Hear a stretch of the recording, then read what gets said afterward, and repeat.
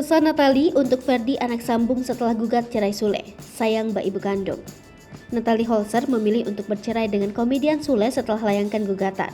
Diketahui, rumah tangga Sule dan Natalie Holzer sempat diterpa keributan imbas perang dingin dengan Putri Delina.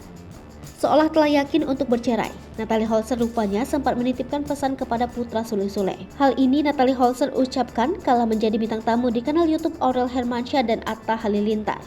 Dalam podcast itu, Natalie Holzer mengutarakan isi hatinya kepada Ferdy sebagai ucapan perpisahan. Di sisi lain, diakui Natalie Holzer, Ferdy merupakan sosok yang mudah cemburu jika ibu sambungnya itu dekat dengan kakak-kakaknya.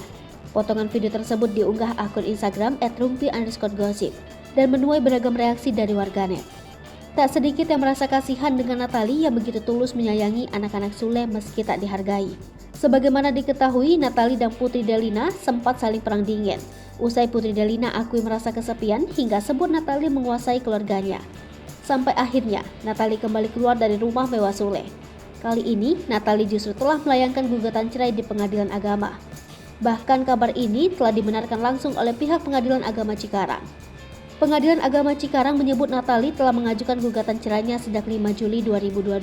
Namun, pihak pengadilan masih belum bisa mengungkapkan terkait detail dari gugatan yang dilayangkan Natalie atas sang suami. Namun dalam isi gugatan tersebut, Natalie menuntut hak asuh dan nafkah untuk putranya Azam Adriansyah Sutisna.